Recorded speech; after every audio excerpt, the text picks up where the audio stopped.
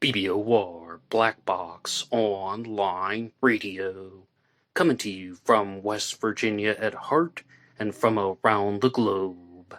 And hello, Nedheads. Hello, Black Box Battalion. Today is Friday, another Cooper Friday. Welcome to the show. How's everybody doing? On Fridays, I talk to you guys about D.B. Cooper, the man responsible for the only unsolved skyjacking in U.S. aviation history.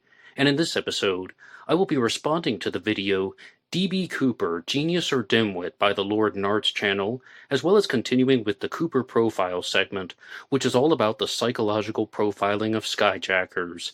And you guys know the drill. You can hit the like button if you want, subscribe if you haven't, and drop a comment down below if you have something to say about D.B. Cooper. For larger things, you can send them to me at blackboxonlineradio@aol.com. And I am your host, Box Ned.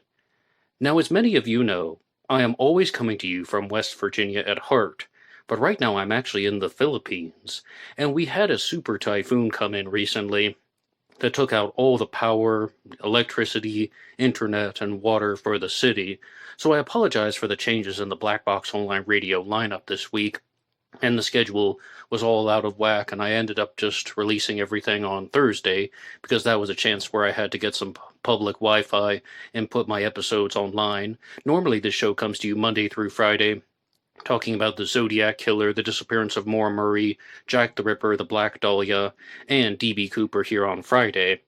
We still have no power, so I'm actually in the dark right now on full battery mode. I have the room illuminated with a glow stick, one single glow stick, but we're going to try and make this work. Because I had the opportunity to watch the video D.B. Cooper, Genius or Dimwit from the Lord and Arts channel. And it's a channel that's hosted by John Lorden, and I think that he has been perhaps the biggest influence on me in terms of creating content on YouTube, or how I analyze cases, or just how I learned about true crime cases in the past. From 2015 to 2018, I was a very close follower of the Lord Nart's channel, and I caught almost every single episode of his show Brain Scratch, which came out on Fridays, as well as some other things like Case Cracked, which was about solved mysteries, and Johnny Vlogs, which was his personal vlog segment. And overall, I knew that he had made this video, D.B. Cooper, Genius or Dimwit, but it had come out 9 years ago, before I was even in the vortex. So ultimately, it took me a long time to remember it, and it just kind of popped into my mind recently. So I decided to give it a watch. And that's what I'm going to be discussing with you here today. And one more time, these will be the comments of John Lorden from his video, D.B. Cooper, Genius or Dimwit. Now, overall, he was a newcomer to the case, but not really a complete newcomer. For somebody who made their first D.B. Cooper video, he actually had a lot of the information in order. It seems like he had been a casual observer of D.B. Cooper on and off over the years. So it was a very strong presentation, and I don't necessarily think he gave a perfect answer to the question of, was D.B. Cooper a genius or was he a dimwit? But some of the points that were discussed is that D.B. Cooper may have known exactly what he was doing. He skyjacked the plane going from Portland to Seattle, gave the note to the flight attendant, demanded the $200,000 and the 4 parachutes, successfully obtained them in Seattle, then parachuted out into the night, never to be seen or heard from again. And what John Lorden said in his video was, this guy either did it perfectly. He either did absolutely everything that he wanted to do, or he died during the jump. And this became the most expensive suicide in American history, with all the people looking for him, even with the $200,000 that he had obtained. And remember, I said that this video came out 9 years ago, and this was a widely held belief in the true crime world at the time that D.B. Cooper died during the jump. I've told you guys many times that I first learned about D.B. Cooper because of countdown websites and YouTube channels, All Time 10s, List 25, Dark 5.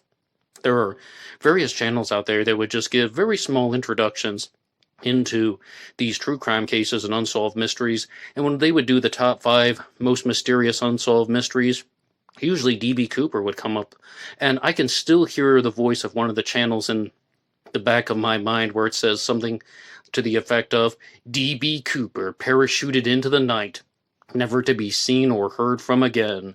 And ultimately, most of these channels were putting forward the idea that D.B. Cooper died during the jump.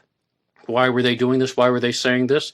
Well, there definitely has been an FBI agent named Larry Carr who has promulgated that belief that D.B. Cooper died during the jump. And I think in the Vortex, if he still counts as a member of the Vortex, I think that is not a widely held belief.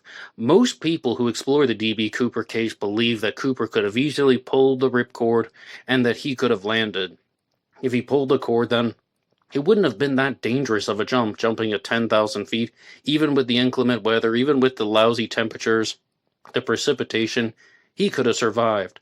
I personally believe that D.B. Cooper survived the jump, but some of the other observations that were made by John Lorden were in relationship to the D.B. Cooper suspects, and it actually kind of surprised me that he pulled up a photo of Richard Floyd McCoy and placed him next to two D.B. Cooper composite sketches, the Bing sketch and the Cary Grant sketch. And he's like, I don't know, when you look at Richard McCoy, he does seem to resemble the composites. He thought McCoy resembled both composite sketches, and it seemed like he was speaking somewhat favorably of Richard McCoy. And this absolutely shocked me, because one thing that we have the ability to do is to look at a photo of McCoy and look at the composite sketches. In the past, I really thought that McCoy did not resemble the composite sketches, but John Lorden zoned in on certain key facial features, and I'm like, all right, I see your point. And I should also mention that he wasn't using any close-ups. These were actually like very small things that only took up about a third of the screen. Like all three pictures only took up about a third of his computer screen. So from a distance, maybe McCoy resembled the composite sketches a little bit more. But one thing that is very different with McCoy than a lot of other suspects is the flight attendants who actually saw D.B. Cooper said, nope, it wasn't him. Nope, he doesn't look like the guy. That's not Cooper. And there is such a big difference between seeing the real person versus seeing a drawing of the real person. And ultimately, you guys know here on Cooper Friday that I don't think that Richard McCoy was D.B. Cooper. He is just one of the lowest ranked suspects in my own personal opinion. But in terms of the lowest ranked suspects that were featured in the Genius or Dimwit video, it wasn't McCoy, and it might not even be a suspect that you're thinking of immediately. That could be our first challenge question for this week's Cooper Friday. Who is your lowest ranked D.B. Cooper suspect? John Lorden ultimately landed on L.D. Cooper, Lynn Doyle Cooper, and that surprised me. I was like, wow, really? You think that L.D. Cooper is the lowest ranked suspect? Absolutely not, in your opinion. And here's the rationale. D.B. Cooper got on the plane, and he gave the name Dan Cooper when he bought the ticket, and, he wrote down Dan Cooper. And what John Lorden said was, there is no way that D.B. Cooper would have used his real name. He would not have given his real last name if he were getting on a plane. Okay, he didn't write down Lynn Doyle Cooper, but still, that's somebody's last name. And he's just like, that is implausible. That doesn't seem like what this guy is doing at all. That doesn't seem like the type of person who would go through all of these efforts to get away and to not get caught, and he's still going to give his real last name. I mean, I totally get the rationale, and I have a standalone episode about L.D. Cooper here on Black Box Online Radio that I've done for Cooper Friday. I invite you guys to check it out, and I don't know if I said that exact sentence in my episode. I don't recall. It's been several months, but I should have, because that's an excellent point. And he also pulled up a clip of an interview with an individual named Marla Cooper, who is the niece of L.D. Cooper, and he made some observations about her behavior and her demeanor, and this reminded me why I was a fan of the Lorden Arts channel in the past, because he was saying, alright, she's making a case that her uncle, L.D. Cooper, was D.B. Cooper, and she's providing this very interesting story about how he went turkey hunting, and they said that he got into a car accident, he had blood on his clothes, and his arm was injured, and he said, she's enjoying it way too much. I'm paraphrasing, but that's what he said. She's enjoying this way too much. She's almost seeking the fame. She just loves being in front of the camera. And is it possible that that's what all this is about? And I mean, I really appreciate it when people are using skeptical cards in a different way. They're not just challenging the story, they're also questioning someone's motivations for coming forward. Because let's not kid ourselves, there are a lot of people who are accusing someone whom they know personally of being DB Cooper. Well, why are they doing that? Is it solely because they are following the evidence, or do they have this desire to be in the public spotlight? Now, there was one point where John Lorden was very critical of Marla Cooper, and he said something that he was calling her out for a particular sentence when she said during an interview, I had to make sure that my memories were right and real. And, memories being right, memories being real, what on earth does that mean? And he even brought this up saying, well, what did you think they were? Did you think they were dreams? Did you think they were fantasies or something like that? And he was trying to make the case that, all right, this seems to be somebody who may have had some confusion because a lot of her evidence for her suspect, L.D. Cooper, being the criminal is that she remembers these events happening. And really, it's her telling a story as opposed to a researcher who has followed a trail of evidence. Okay, so let's actually entertain this. I want to be very, very, fair, and I want to analyze that statement. What I think it means is I had to make sure that my memories were real. That means that somebody wants to verify the information. They recognize that I do remember this from when I was a kid. I'm going to talk to other people to see if I can verify the story. Am I getting the dates right? Am I getting the events right? Did this really happen? Or am I conflating things, pushing memories together? I mean, there are so many things that I remember from being a kid that when I get to adulthood, it turns out that it's actually two sequences of events that have been pushed together and so on. She's just trying to make sure that her memories were accurate. Okay, to give credit to her for that, I mean, we can, but I think the first point is so much more valuable and so much more important that would this guy really get on a plane using his own name, DB Cooper? I mean, would DB Cooper use his real last name? He's not DB Cooper, he's LD Cooper. I don't know about that. I mean, I really think that that would be something that would go in the category of being implausible. There's also something that's really interesting about how either newcomers or casual observers of the D.B. Cooper case approach looking at D.B. Cooper's mental state and his military training, his personality, and they're giving a fresh take on the subject. Because John Lorden was examining all of the evidence, and he said, I don't really see much of a military background in this guy. And that just set off the alarm bells for me because on Cooper Friday, I frequently talked about Simon Whistler's video on DB Cooper, Pat Brown's video live stream on DB Cooper, and they all said the same thing. They're like, you know what, I'm not really seeing much of a military background with this guy. And John Lorden said something that has also been echoed by one of the previous names that I just mentioned. He said that D.B. Cooper did not wear gloves on the plane, and he left behind fingerprints. Shouldn't they have been able to compare fingerprints to military prints that were on record and just identified him? Pat Brown said all of that in her live stream.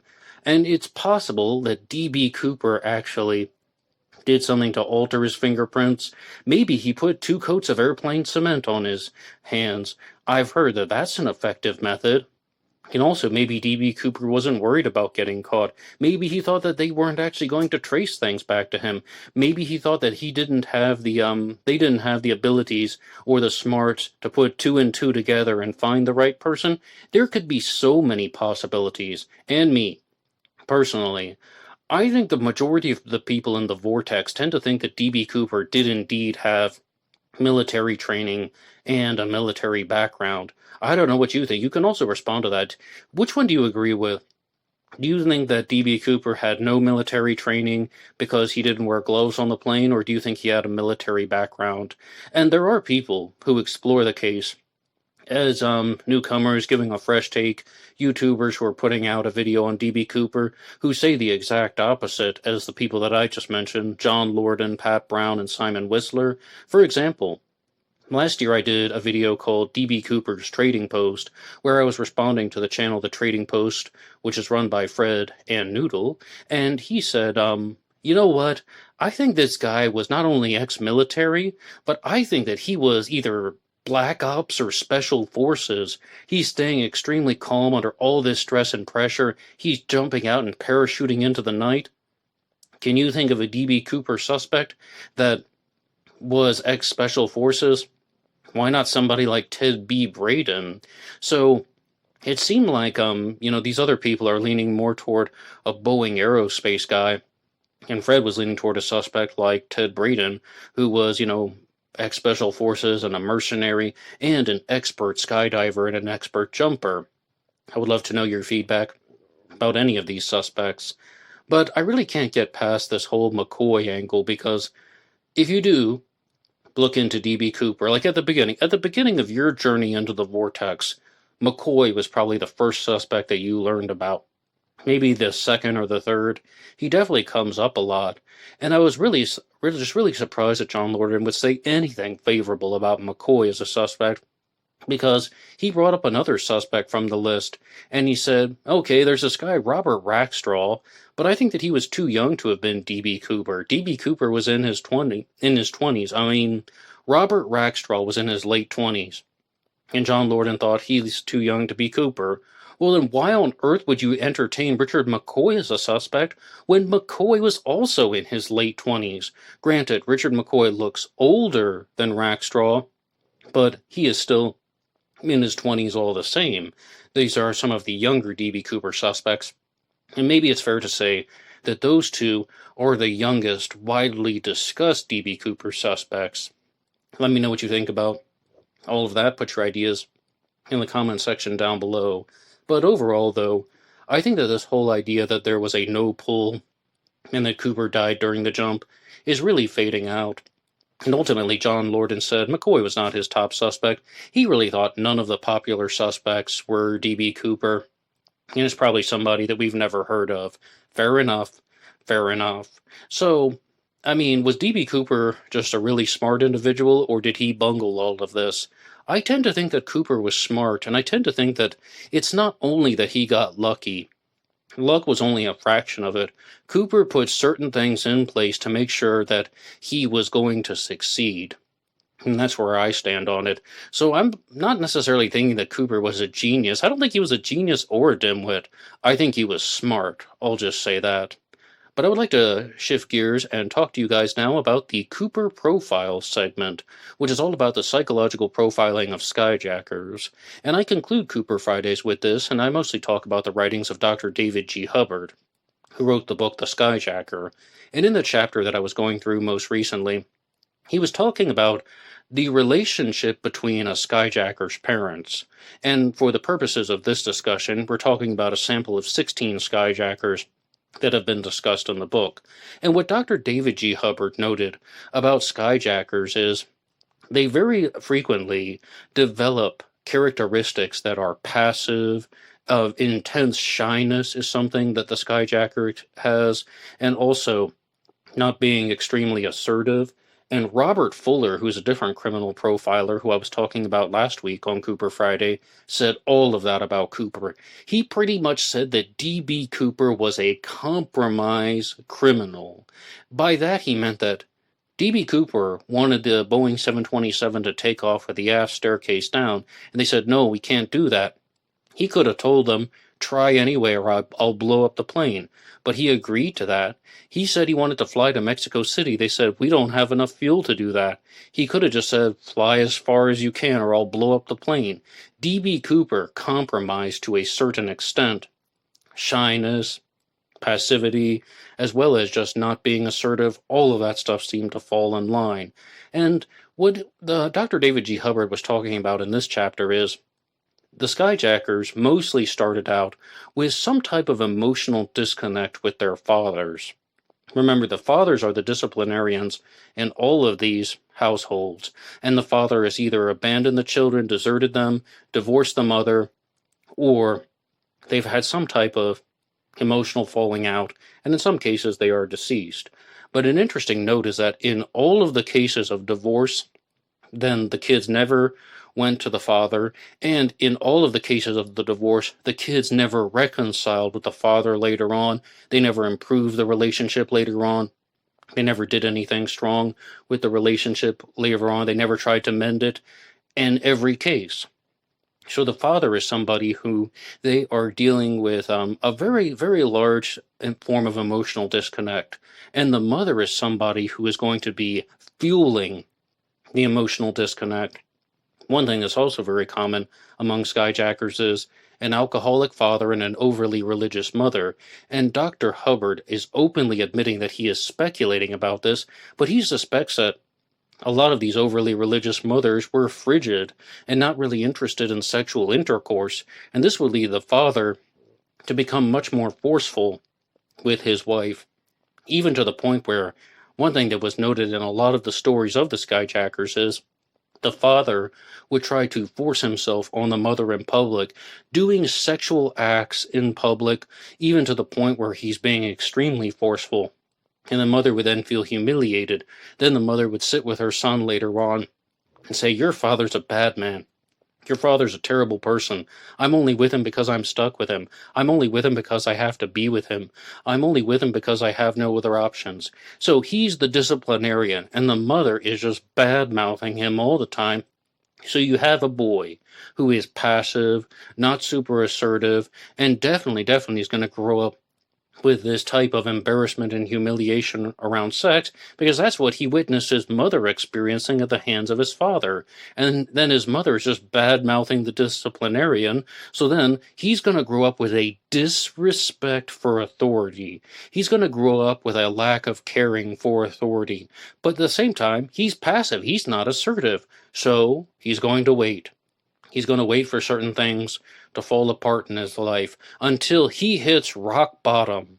And then he's going to be like, "I'm going to skyjack an airplane. It's going to get me out of here. I'm going to commit a crime. I don't actually want to kill anyone. I just want to either get the money, or I want to get the passage to Cuba, or I want to get off the island that I'm on." That was in one of the stories. And that's it. That's it. That's all this person is trying to do, because he is just trying to recreate this cycle of destructive behaviors within his own life to a certain extent, over and over again. He's just being passive. He's just listening to stories of misery. And then one day, when his father is no longer present, maybe deceased, maybe the relationship fell apart, maybe he's reached a breaking point, maybe he has just reached an emotional low, a financial low, and he is going to get on an airplane, and he is going to do something that is very daring, and he's going to use the airplane as a way to act out his abilities to obtain the money, to obtain the passage to Cuba, to get off the island, and that's it. That's it. It's an escape. It's finally rebelling against the authorities. It's finally standing up to the loud, rough disciplinarian. "No, I'm in control now because I'm holding the bomb. No, I'm in control now because I'm holding the grenade," like McCoy. And then ultimately, he'll most likely be captured. Every skyjacker other than D.B. Cooper was caught. D.B. Cooper is the only unsolved skyjacking in U.S. aviation history. And a lot of these skyjackers seem like they wanted to get caught. They were just making a statement: "I hate my life, get me out of here." "All right, you're going to jail." "Yeah, that's fine, as long as I'm in jail. I'm out of the misery that I was experiencing before." And some people do not hit a financial rock bottom. Some of these skyjackers that have been discussed in the book also just hit an emotional rock bottom. "Well, my life didn't turn out the way I wanted. I don't want to be around my kids. I don't want to be around my wife. I don't want to be around my business. I'm going to skyjack a plane and go to Cuba." Escape. Getting away from the misery. What caused the misery? The experiences from their parents, watching the father abuse the mother, and the mother complaining to the son and telling him all these bad things about the world. And then he grows up with feelings of just shame and also humiliation when he's faced with confrontation. Now, those are all very abstract things, but this is just what's in the book, The Skyjacker. Thank you so much for listening to this week's Cooper Friday. And one more time, my name is Black Box Ned, and I do appreciate everybody's patience with the Black Box Online Radio lineup. You guys know where to write the show. blackboxonlineradio at AOL.com. You can also get me on Facebook. My personal Facebook is Ned DeHaan, and there's also a Black Box Online Radio Facebook page. And of course, there is BlackBoxNed88 on Instagram. This week I was not able to release the shorts or reels because we had no power, and just a whole bunch of other things happened, but I normally use these pages to release shorts and reels, talking about serial killers, true crime news, and anything under the sun or in the darkness. You can also download this show for free on Spotify and Apple Podcasts, anywhere you get your podcasts under the names Black Box True Crime or Black Box Podcast, and you can get the images going by on the screen available at True Crime Designs. True Crime Designs on Facebook. And if you want to support all of these efforts, you can go over to buymeacoffee.com, buymeacoffee.com/blackboxned88, and that allows you to make a donation or contribution to help support the show, and anyone who makes a donation will get a shout-out on Zodiac Monday. And alright, my glow stick is about to give out, and I hope that the power will be back on soon and everything will be restored, and in the near future I'll just be able to get back to the regularly scheduled lineup for Black Box Online Radio, so I can talk to you guys about unsolved mysteries, like the Zodiac Killer Jack the Ripper and D.B. Cooper. But for now, I will just say, everybody have a wonderful weekend, and I'll talk to you again soon. Until next time.